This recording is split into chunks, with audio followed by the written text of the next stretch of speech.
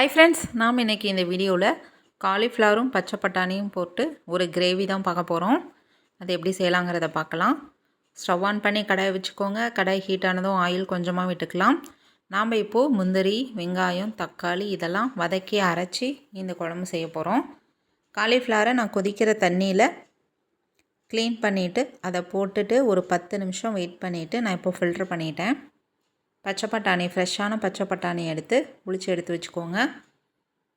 வெங்காயம் ஒரு 50 கிராம் இருக்கும், சின்ன வெங்காயம். முந்திரி ஒரு 8 பருப்பு எடுத்துக்கோங்க. தக்காளி சின்ன சைஸ் 2 தக்காளி நான் கட் பண்ணி வச்சுருக்கேன். ஆயில் ஹீட் ஆனோடனே முந்திரி ஆட் பண்ணிக்கலாம். இந்த மாதிரி முந்திரி, வெங்காயம், தக்காளி இதெல்லாம் வதக்கி அரைச்சி செய்யும் பொழுது நமக்கு குழம்போட டேஸ்ட்டு ரொம்ப சூப்பராக இருக்கும். நமக்கு திக்காகவும் கிடைக்கும். இப்போது சின்ன வெங்காயம் ஆட் பண்ணி அதையும் வதக்கி விடலாம். அடுத்ததாக நம்ம கட் பண்ணி வச்சுருக்கிற தக்காளி 2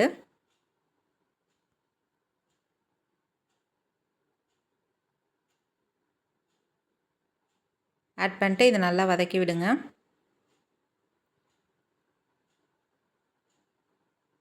இது கறிக்குழம்பு டேஸ்ட்லேயே இருக்குங்க. இந்த மாதிரி வதக்கி அரைச்சி செஞ்சு பாருங்கள் நீங்களும் ஒரு டைமு. அவ்வளோதான், தக்காளி வதங்கிருச்சு. ஆறினதுக்கப்புறம் நம்ம மிக்ஸி ஜாரில் மாற்றிக்கலாம். அதை வதங்கின வெங்காயம், தக்காளி கூடவே நான் ஒரு 1/4 மூடி அளவுக்கு தேங்காய் ஆட் பண்ணிக்கிட்டேன். தேங்காய் கட் பண்ணி ஆட் பண்ணி அதை நல்லா நைஸாக அரைச்சி எடுத்துகிட்டு வந்துடலாம். நம்ம இப்போது குக்கரில் தான் இந்த குழம்பு தாளித்து விட போகிறோம். ஸ்டவ் ஆன் பண்ணி குக்கர் வச்சுக்கோங்க. ஆயில் விட்டுக்கலாம். பாருங்கள், வெங்காயம், தக்காளி, தேங்காய் இதெல்லாம் அரைச்சி நம்ம எடுத்துகிட்டு வந்துட்டோம். ஆயில் ஒரு 4 டீஸ்பூன் அளவுக்கு ஆட் பண்ணிக்கோங்க. இதுக்கு தாளிப்பு பொருள் சோம்பு மட்டும் போட்டு தாளிச்சிக்கலாம். ஒரு 1/4 டீஸ்பூன் அளவுக்கு மட்டும் ஆட் பண்ணிக்கோங்க. சோம்பு பொரிஞ்ச உடனே 1 டேபிள் ஸ்பூன் அளவுக்கு இஞ்சி பூண்டு விழுது ஆட் பண்ணிக்கலாம். இதை நல்லா வதக்கி விடுங்க. எண்ணெயிலே நல்லா வதங்கி வரட்டும்.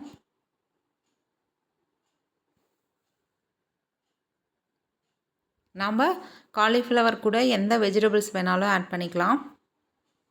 இப்போது நான் காலிஃப்ளவர் ஆட் பண்ணிக்கிறேன்.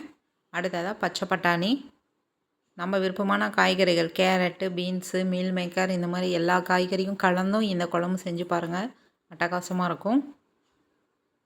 இப்போது காலிஃப்ளவரும் பச்சை பட்டாணியும் ஒரு நிமிஷத்துக்கு நல்லா வதக்கி விட்டுட்டு மசாலா பொருட்கள் ஆட் பண்ணிடலாம். மஞ்சள் தூள் ஒரு 1/2 டீஸ்பூன், மிளகாத்தூள் 1 டேபிள் ஸ்பூன், மல்லித்தூள் 2 டேபிள் ஸ்பூன், கறி மசாலா 1 டேபிள் ஸ்பூன் அளவுக்கு ஆட் பண்ணிவிட்டு ஃப்ளேம் சிம்மில் வச்சுட்டு நல்லா பரட்டி விடுங்க. ஒரு நிமிஷம் நல்லா வதங்கட்டும்.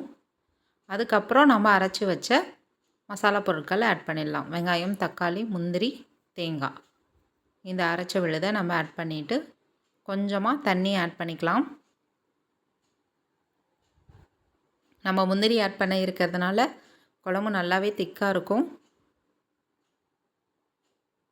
நல்லா மிக்ஸ் பண்ணி விட்டுட்டு நம்ம குழம்பு எந்தளவுக்கு திக்னஸ் வேணுமோ அதுக்கு தகுந்தாற் போல் நம்ம தண்ணி ஆட் பண்ணிக்கலாம்.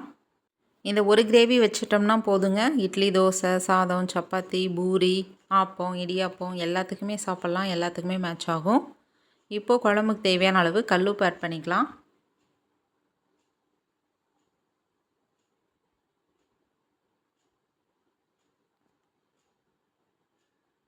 இப்போது ஒரு கொதி வந்துச்சுன்னா நாம் குக்கர் மூடி வெயிட் போட்டுடலாம்.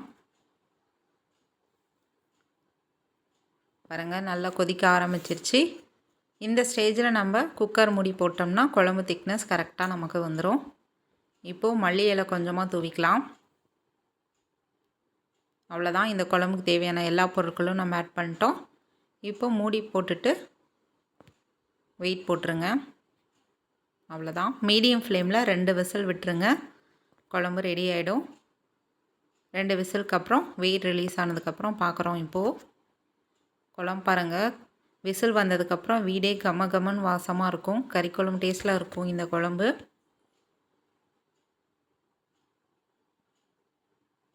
பாருங்கள், கரெக்டான திக்னஸில் இருக்குது. இது எல்லாத்துக்குமே மேட்ச் ஆகும். இட்லி, தோசை, சப்பாத்தி இது 3க்கும் நான் இப்போது சர்வ் பண்ண போகிறேன். இந்த வீடியோ உங்களுக்கு பிடிச்சிருந்தா லைக் பண்ணுங்கள், ஷேர் பண்ணுங்கள், சப்ஸ்கிரைப் பண்ணுங்கள் ஃப்ரெண்ட்ஸ். தேங்க்யூ.